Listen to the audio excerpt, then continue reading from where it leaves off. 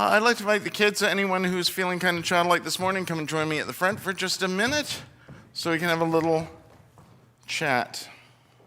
I forgot a mic, so you'll have to talk through me. How's it going? Big Star, 10K run yesterday. Good for you.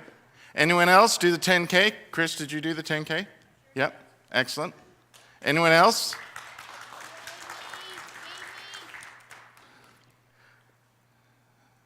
None of the rest of you did a 10-kilometer run yesterday? And then got up for church? Are you tired? Not at all. Yeah, lots of energy, eh? Yeah, that's awesome. So, in these few Sundays after Easter, because Easter's a season, right? It's not just one day. Good Lord, what is that? Monkey. You have a monkey. I want one. You have a... That's almost a gorilla. No, it's a monkey. Okay. You can hold the monkey. Just make sure you have it here, because otherwise, if you don't want a monkey on your back. No? Yeah, okay, good. I got a laugh. All right, excellent. So in these weeks after Easter, because it's a season, we got stories about Jesus appearing to people after Easter.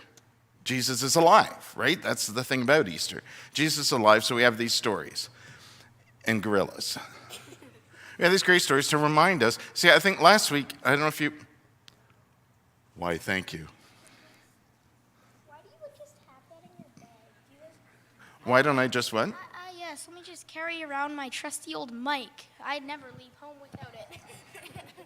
Good thing. Good thing, right? So we have these stories that...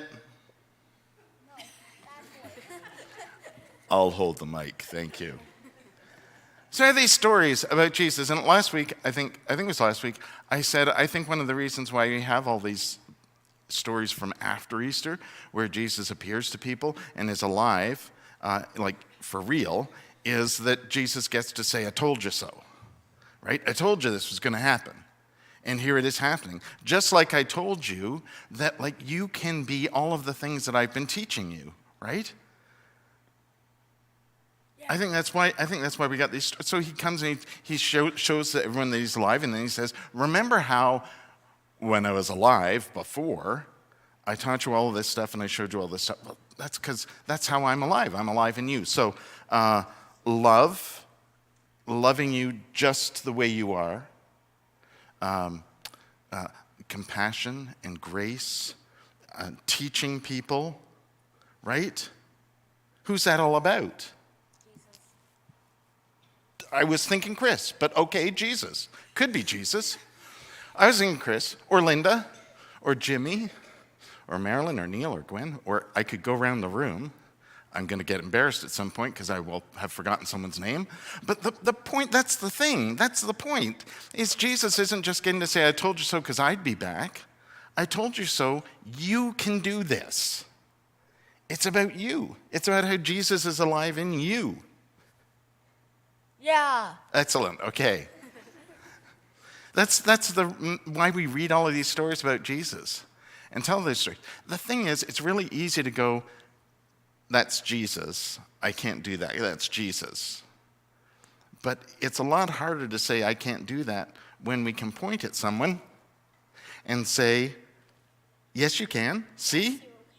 Someone you know. Someone you know. See, that person right there. That person right there. I could randomly point at an empty spot in the room. But that wouldn't help, would it?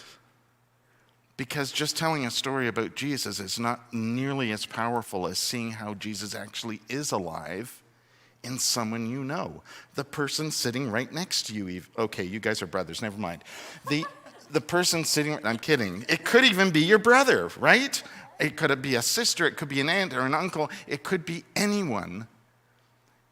That's Jesus' point, is that's how he's alive. And when we get to see that in someone we know, someone that's close to us, we can see Jesus. Right? The stories in the Bible are great. They're awesome and everything, but it's really easy to go, well, that was Jesus and, I'm not Jesus. Yes, you are. So is the whole story about Jesus coming back to life like a metaphor for his love within us, or did it like actually happen?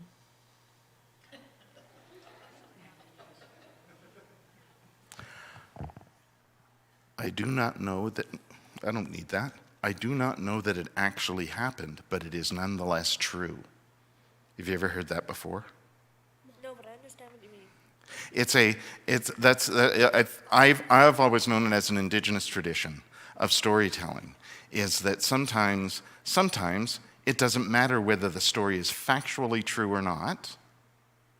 What matters is what's true at the heart of the story, which is exactly what you just said. Yeah. I wasn't there. And that's kind of Jesus' point, right? I wasn't there 2,000 plus years ago to see, for sure. But if the story is true, I can still believe in it. Right? I think that's what you were saying, right? Yes? Yeah. Excellent. Any more? Yes? Any? Okay. Yeah. Yes, that's exactly it. And that's why we say stuff like, we're all children of God, or Jesus is alive in you. We say all that stuff. But the thing Jesus really wants us to believe is that it's true. Jesus is alive in you, and we see that when people are kind and loving and caring, where people love you just because of who you are and hope for you to be everything that you can be. Right? That's what Jesus hopes for us, is that we can be all of the good that is in us, all of the divine, the God that is in us, that we can live that into the world. Because you can. Yeah. Yeah. Excellent. A little enthusiasm never hurt. So we're going to sing a song actually about I am a child of God and all of the things that we are and everything in God. The important part is, yes, you are. I am these things. Jesus is alive in me. Yeah. And your gorilla. Yeah. It's a monkey. Monkey, you're monkey, sorry. Awesome. Let's